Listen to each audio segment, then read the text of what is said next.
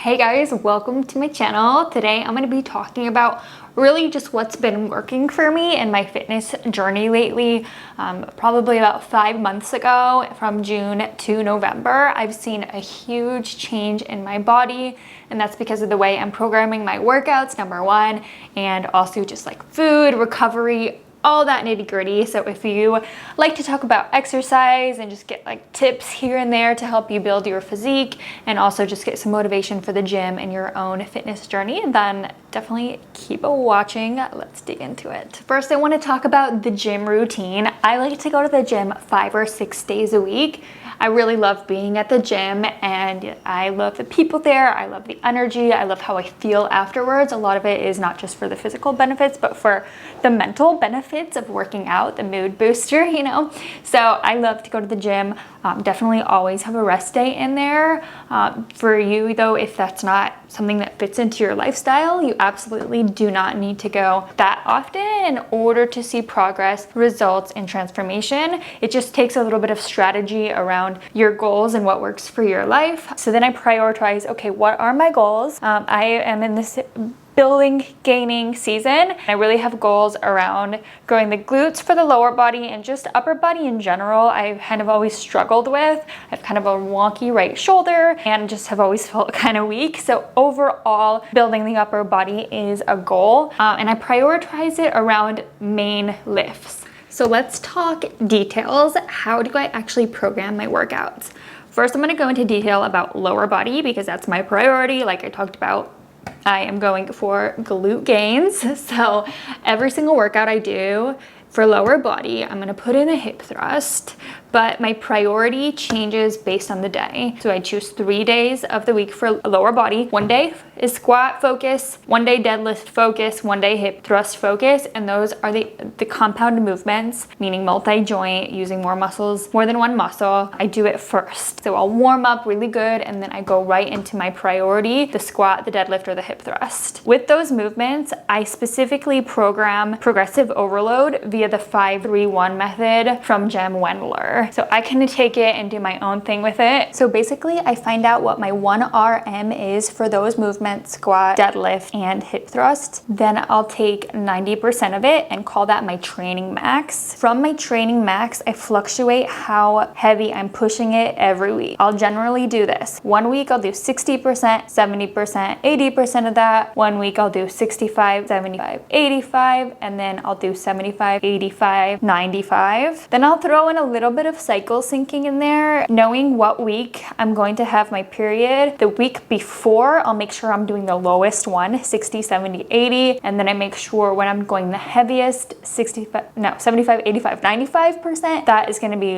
the first half of my cycle or the ovulatory phase. So that's the only thing I do for cycle syncing these days, workout wise. Strength training is recommended for all different phases. Anyways, then I'll do 1 set with 50 or 60% of the weight and do as many reps as possible. The only exception to that is I don't do that for the deadlift. I just feel like the deadlift, I don't like doing a ton of weights with it. I would rather move on and just do heavy focus on form for that, so I can make sure I keep the mind muscle connection to my glutes and hamstrings and, you know, not my back. So that's the plan for my priority lift. Then after that, I'll choose 3 or 4 additional lower body exercises, always a single leg movement, whether it's a single leg press, a Bulgarian split squat, single leg hip thrust, you name it, step up, stuff like that. I do 1 of those because they take quite a bit of energy and quite a bit of focus. So I don't try to do too many at once because since I'm doing legs 3 days a week, that could lead to overtraining. We mentioned I do a hip thrust every single time. So I already have the heavy variation based on what we talked about, my hip thrust day. The other days, I will also do a hip thrust, either one a little bit lighter, like 3 sets of 10 with a 3-second pause, or I'll do a single leg, or rather a split stance hip thrust, or maybe a cast glute bridge. So hip thrust is there every time. It's my favorite exercise for growing the glutes. Then I'll do some sort of abduction or external rotation exercise. Cable hip abduction or the machine abduction are typically my go-tos. Then I'll do a calf raise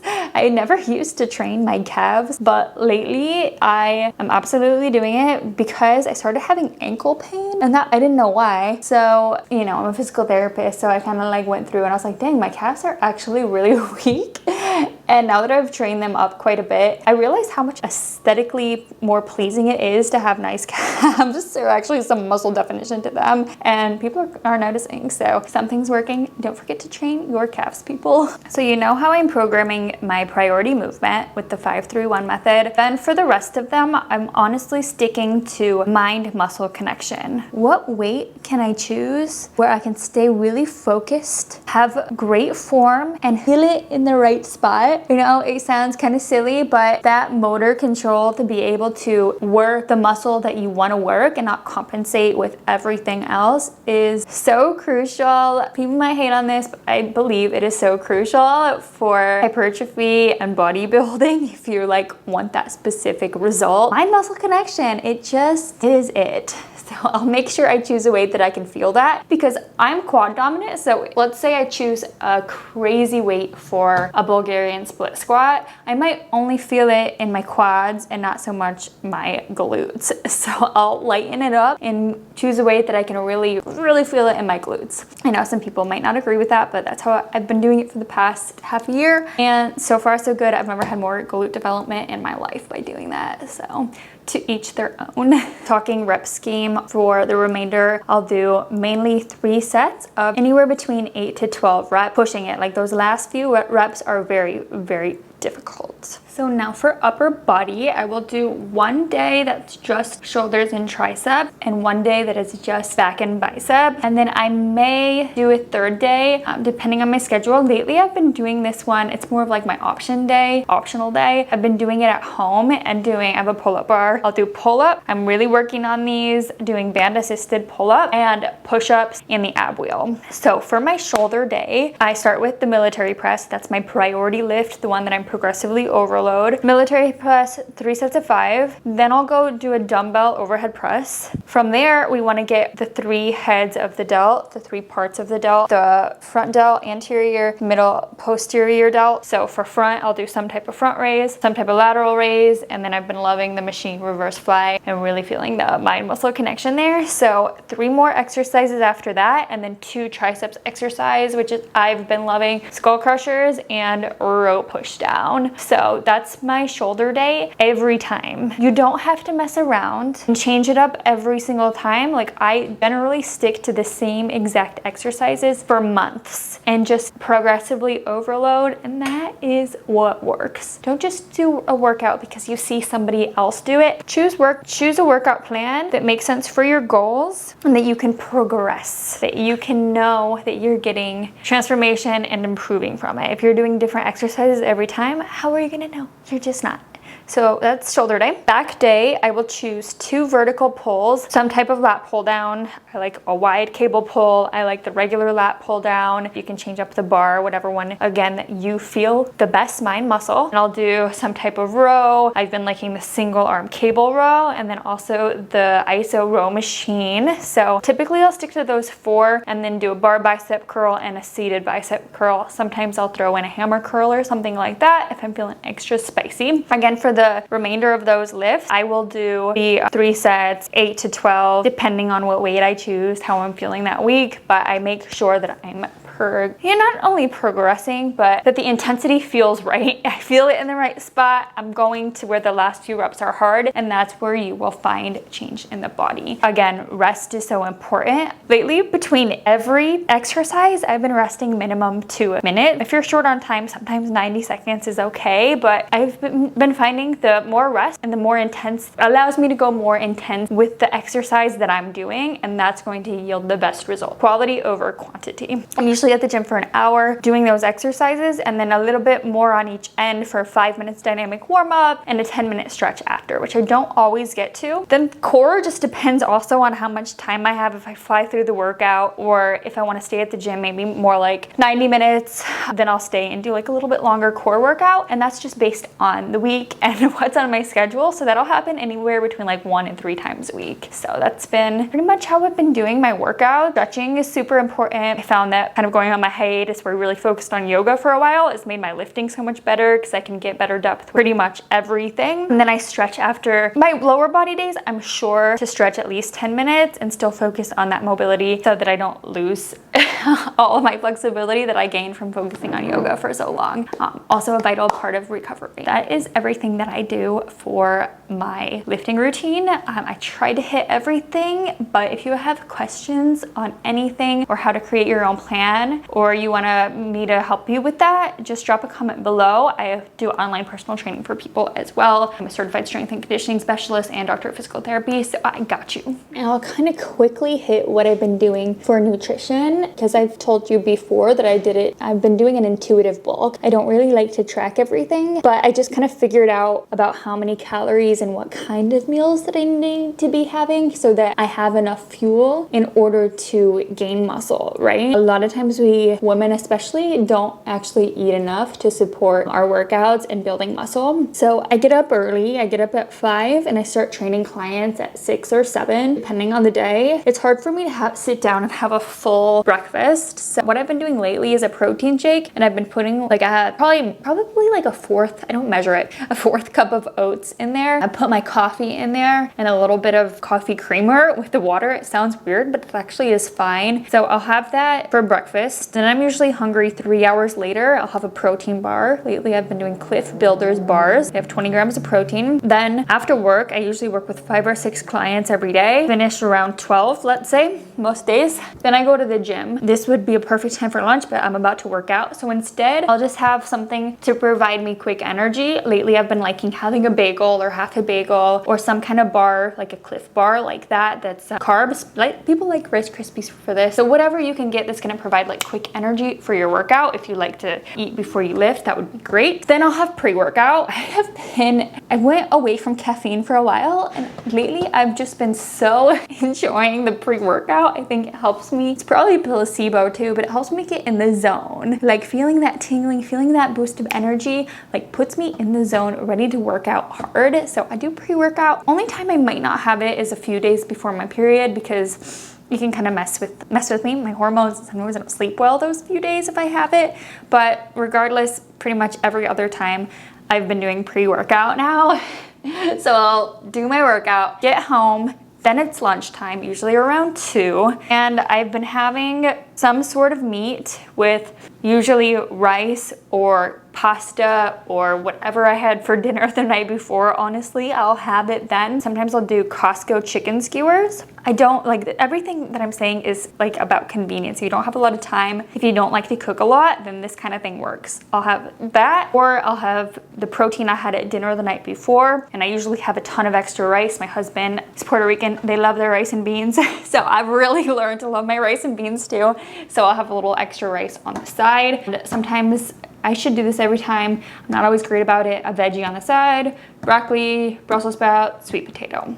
I have a sweet tooth, so I'll have some sort of chocolate after. Cool, that's lunch. Sometimes also a yogurt, depending on how big of proportions everything else was. I'll kind of try to put some photos of things that I've had here. And then that'll hold me over to dinner. And dinner, I'll do simply either turkey, pork, chicken, ground beef, whatever, protein, rice and beans, or chickpea pasta, and some type of veggie. I'm also somebody who can't get to the grocery store every week, so I get frozen vegetables and just kind of make them. Or sometimes I'll get, once again, like sweet potatoes, or if I'm going crazy, I'll get something else, but most of the time it's frozen vegetables, and it works. And I guess frozen vegetables keep most of the micronutrients, so it's not like a bad thing to do. Then I have a sweet tooth once again, so I'll have a cookie, and you know what? It's fine. It's fine to have sugar every now and then, as long as you're getting in good balanced meals that keep you full, satiated. Protein is number one. So everything I just told you, except for my meal before the workout, I prioritize protein. Breakfast, protein shake. Lunch, some type of chicken. I have a protein bar as a snack. And then dinner, I have some sort of protein. That's enough for me to build muscle. And it's been working without counting. Kind of go based on feel now. Like, I go till I'm full, and then I eat a little bit more, because I'm like, Holly, you're building, you can eat just a little bit more. So I do kind of push myself to maybe eat more than I naturally would want to at some meals. It just depends on you and your body and where you're starting, how much really you need to eat extra. You also can just totally recomp, keep maintenance calories, and prioritize protein, prioritize your lifting program, and you don't even need to go into bulk like I do, but I've just found that it's helped me to make gains pretty fast, so we're liking it. So this whole routine that we just went through, workout-wise, nutrition-wise, I've been doing for 5 months. I started at 128 pounds. Now I'm either like 138, 139, or 140 pounds, and like 60 pounds of muscle according to the in-body machine we have at work. About 21% body fat, which I'm happy with. It's good to have body fat for women hormonally to keep a good, happy cycle. And yeah, if you want to grow big glutes, you're gonna have some fat, right? So you just gotta accept and reframe the way food is. Food is fuel. If you wanna grow, make sure you're eating good. My plan is to keep doing the same thing. I've seen a lot of progress and I want to keep seeing more. So I'm not going to change it up. I'm just going to keep this gaining season, and I'm okay if I gain more weight or if I just keep maintenance and keep recomping from there. Honestly, I just love being at the gym, and it's just fun for me that I'm seeing more results now. But the mental part of it, the routine of it, just the lifestyle of being somebody that goes to the gym really resonates with me. Obviously, like I work in the gym. I've been doing this my whole life. Been a spinning instructor, yoga instructor, taught group classes. I'm a physical therapist, I'm personal train, everything. So you just love it, and I've really harnessed my ability to grow my own body. So putting the extra emphasis on that has motivated me to help my clients to a whole new level, and they're all doing great. So yeah, do you have questions? What do you want to know about? Does anything kind of spark something in you, inspire you, or do you have questions about your own lifting journey, workout journey, etc.? Drop them below. I would love to chat with you, get to know what you want to hear about. If you want to hear more like sciencey side of it, or if you like these talk to the camera videos or just seeing the workouts, let me know and I'll make them. Subscribe if you haven't already. I love you. Welcome to the fam.